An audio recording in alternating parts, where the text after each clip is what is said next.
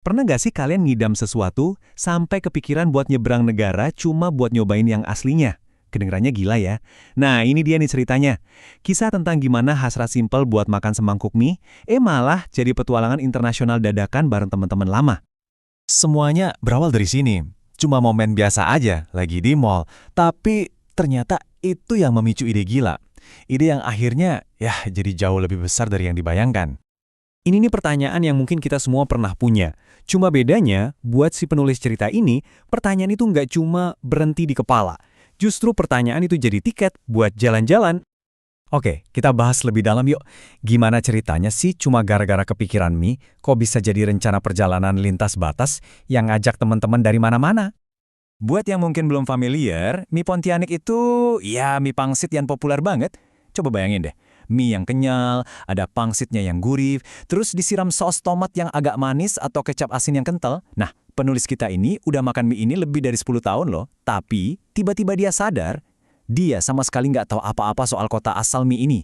Dan kesadaran simpel itulah yang jadi pemicu semuanya. Lihat deh seberapa cepat semua ini kejadian. Awalnya cuma ide iseng di bulan Juli.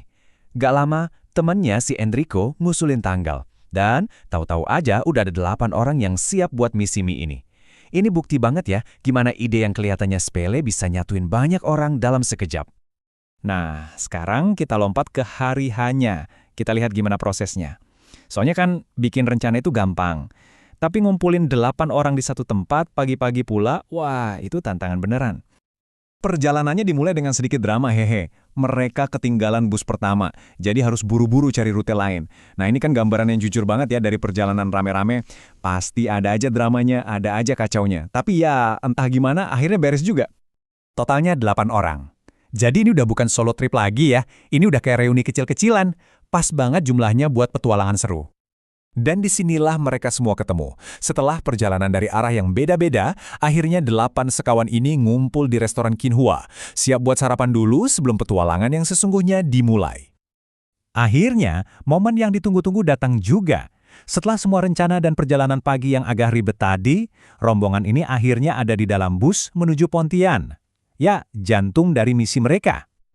Setelah 1,5 jam perjalanan, sampailah mereka di kota kecil yang kelihatannya sepi ini. Lihat deh, ada nanas raksasa di luar. Kayaknya itu maskot kotanya. Dari situ, mereka langsung cabut ke tujuan utama. Heng Heng. Akhirnya, nyobain juga mie yang jadi alasan mereka datang jauh-jauh.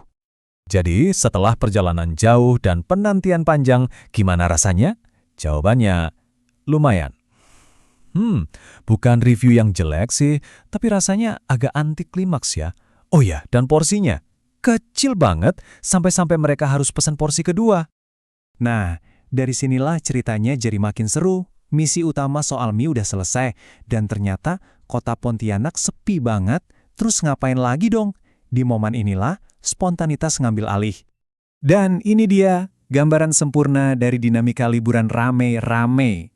Rencana awalnya keren banget, mau menjelajahi desa nelayan Kukup.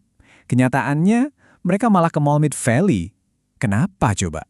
Soalnya Susan pengen beli kue bulan. Ya gimana mau nolak coba permintaan kayak gitu? Malah, mereka sempat punya rencana yang lebih ambisius lagi. 3 negara dalam 1 hari, mau nyebrang juga ke Batam, Indonesia. Gila kan? Sayangnya, impian liar itu harus kandas gara-gara macet parah di Johor Bahru. Ya namanya juga rencana. Tapi ada kejutan yang super menyenangkan nunggu mereka. Apartemen yang mereka pesan di Esplanade Residence ternyata gede banget. Bisa muat 16 orang dewasa. Padahal mereka cuma ber-8. Wah, ini sih bonus tak terduga yang pas banget. Dan inilah inti dari semuanya. Perjalanan ini emang dimulai gara-gara mie. Tapi puncaknya itu ya momen-momen kayak gini. Makan malam seafood bareng di Sinduhuat. Ada yang nyebrang jalan buat makan durian. Ada juga yang pijat sama temennya sendiri si Alvin.